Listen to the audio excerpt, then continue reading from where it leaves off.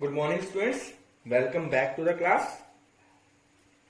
So, we were doing the chapter Matter in our surroundings. Matter in our surroundings.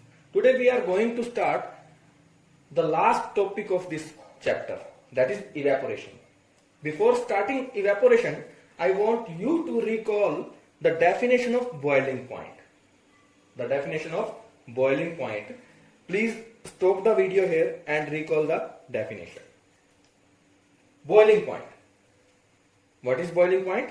Boiling point is the indication of temperature at which any liquid starts changing into vapor state, or we can say any liquid starts boiling. उबलना शुरू हो जाता है, वो temperature क्या कहलाता है? उसका boiling point. याद है? Okay. Now we are starting evaporation. देखिए, you have seen in your surroundings that बारिश होती है, तो बारिश होने के बाद 2-3 दिन के बाद जो रोड पे पानी बिखरता है बारिश का, 2-3 दिन के बाद वो पानी सूख जाता है. या हम ये कहें कि आपके मदर जो आपकी यूनिफॉर्म धोते हैं, वो 2-3 घंटे के बाद या 4-5 घंटे के बाद वो सूख जाती है. कैसे होता है वो सब कैसे होता है? इवेपोरेशन प्रोसेस से. किससे होता है? इवेपोरेशन प्रोसेस से.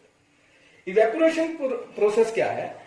It is a phenomena in which liquid changes into vapors, or we can say liquid changes into gaseous state at any temperature. अब any temperature का क्या मतलब है? यहां पे any temperature का मतलब ये है कि कोई भी टेम्परेचर जिसपे कोई लिक्विड गैसियस स्टेट में कन्वर्ट हो जाए, लेकिन वो टेम्परेचर क्या हो? उस लिक्विड के बॉइलिंग पॉइंट से कम हो. अब फॉर एग्जाम्पल, हमने अभी एग्जाम्पल लिया बारिश का. आपने देखा है बारिश होने के बाद क्या डे टाइम में टेम्परेचर जो है, एटमॉस्फेरिक टेम्परेचर जो है, वो 100 डिग्री सेल्सियस पे चला जाता है? नहीं जाता ना. लेकिन पानी का तो temperature boiling point 100 degree Celsius है, और जो एटमॉस्फेरिक टेम्परेचर है वो कितना रहता है डे टाइम में? 40 degree Celsius, 42 degree Celsius average है ना. तो फिर भी पानी कैसे सूख गया? उस पानी के सूखने का कारण है इवेपोरेशन. क्या कारण है? इवेपोरेशन. सो हम देख लेते हैं इवेपोरेशन क्या है. I will read it for you. The phenomena of change of liquid, the phenomena of change of liquid into vapours at any temperature. मैंने आपको समझाया at any temperature but below its boiling point, but below the boiling point of liquid is called evaporation. क्या कहलाता है? evaporation कहलाता है. Is it clear? definition clear है ये? okay. so देखिए, आपको एक बात ध्यान रखनी पड़ेगी यहां पे. अब evaporation is a surface phenomena. क्या है? surface phenomena. while boiling is a bulk phenomena. boiling क्या है? Bulk phenomena. डिफरेंस समझिएगा इवेपोरेशन और बॉइलिंग में. Evaporation is a surface phenomena while boiling is a bulk phenomena. अब मैं आपको एक एक्टिविटी के थ्रू समझाऊंगा कि इवेपोरेशन क्या है. उसमें आपको यह भी समझ आ जाएगा कि सरफेस फिनोमिना क्या है और बल्क फिनोमिना क्या है. फॉर एग्जाम्पल, मैंने क्या लिया यहां पे? लिक्विड लिया. फॉर एग्जाम्पल वाटर लिया मैंने, और वाटर को हमने एक बीकर में रखा. ठीक है. 2-3 दिन के लिए उस बीकर को हमने धूप में रख दिया. ठीक है. होगा क्या? आप कुछ 2-3 दिन के बाद देखोगे कि जो क्वांटिटी ऑफ वाटर है इन द बीकर वो कम होने लगी, रिड्यूस होने लगी. किस वजह से? इवेपोरेशन फिनोमिना की वजह से. इवेपोरेशन फिनोमिना तो हमने समझ लिया कि क्या है, but now the question arises here is how evaporation occurs. होता कैसे इवेपोरेशन? देखिए होता कैसे है. फॉर एग्जाम्पल, हमने वाटर लिया था इस बीकर में. ठीक है. मैंने यहाँ पे वाटर के पार्टिकल्स को राउंड बॉल्स की शेप में रिप्रेजेंट किया है, और इस तरह मैंने एयर को वहां पे रिप्रेजेंट किया है. जैसे ही हम वाटर को एयर के एक्सपोजर में या एनवायरमेंट के एटमॉस्फेयर के एक्सपोजर में लाते हैं, तो होता क्या है कि जो, अब इसको करने से पहले आपको 2 बातें याद रखने की जरूरत है. In the very first lecture, I have told you about characteristics of particles of matter, जिसमें हमने दो कैरेक्टरिस्टिक किए थे। First is the particles of matter are continuously in motion. तो लिक्विड के पार्टिकल्स क्या होंगे? कंटिन्यूअस मोशन में होंगे, ठीक है। दूसरा, particles of matter attract each other, और यहां पे लिक्विड के पार्टिकल्स भी क्या कर रहे होंगे? अट्रैक्ट ईच अदर, किसी क्वांटिटी ऑफ फोर्स से, है ना। तो क्या होगा देखो, अब क्या है, लिक्विड को हमने एयर के एक्सपोजर में किया, particles of matter are continuously moving, तो ये मूव कर रहे होंगे। मूव करते टाइम इन पार्टिकल्स में कोलिजन भी होगा आपस में। कोलिजन मतलब एक पार्टिकल्स का दूसरे पार्टिकल से टकराव, टक्कर होगी, और उस टक्कर के दौरान क्या होगा? ट्रांसफर ऑफ एनर्जी भी होगा एक पार्टिकल से दूसरे पार्टिकल को, है ना। और वो एनर्जी क्या होगी? इनकी कोई काइनेटिक एनर्जी होगी वो, है ना। और इतने सारे पार्टिकल्स हैं तो उन सभी पार्टिकल्स की कोई एवरेज काइनेटिक एनर्जी भी होगी या एवरेज एनर्जी भी होगी।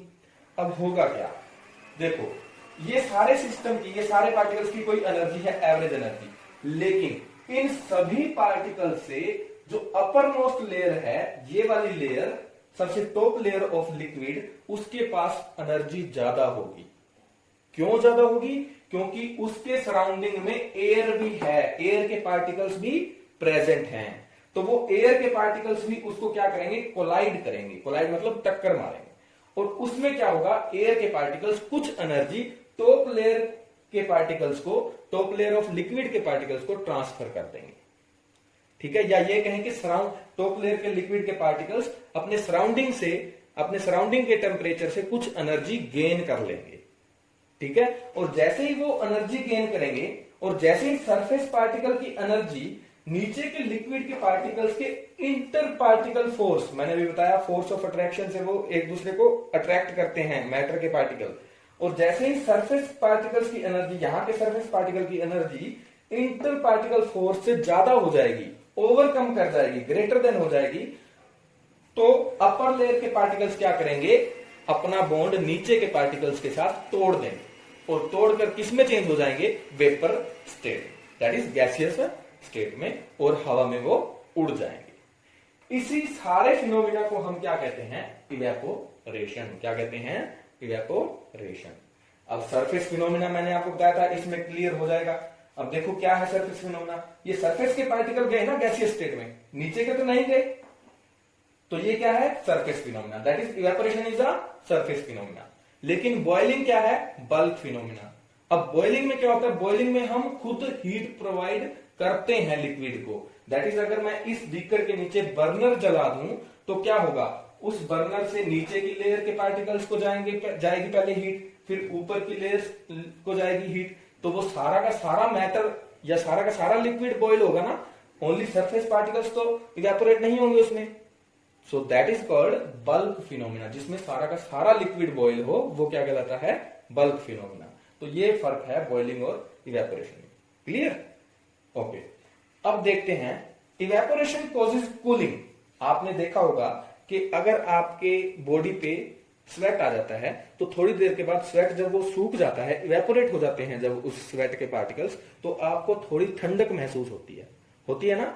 That is because of evaporation. Evaporation causes cooling. लेकिन होता कैसे?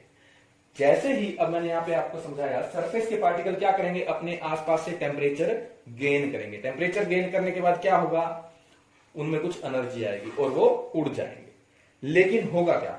जब ये वाले पार्टिकल्स उड़ जाएंगे टेम्परेचर या एनर्जी गेन करने के बाद, तो जो एवरेज एनर्जी होगी सारे सिस्टम की, अब इतने सारे पार्टिकल्स उड़ गए, इनके पास ज्यादा एनर्जी थी, ज्यादा एनर्जी तो उड़ गई, लेकिन जो बच गए पार्टिकल्स उनकी एनर्जी कम हो जाएगी, और उनकी एनर्जी कम हो जाएगी मतलब उनकी काइनेटिक एनर्जी भी कम हो जाएगी। और काइनेटिक एनर्जी किसके डायरेक्टली प्रोपोर्शनल है? टेम्परेचर के। और अगर काइनेटिक एनर्जी कम हो जाएगी तो ऑटोमेटिकली उस लिक्विड का टेम्परेचर भी कम हो जाएगा।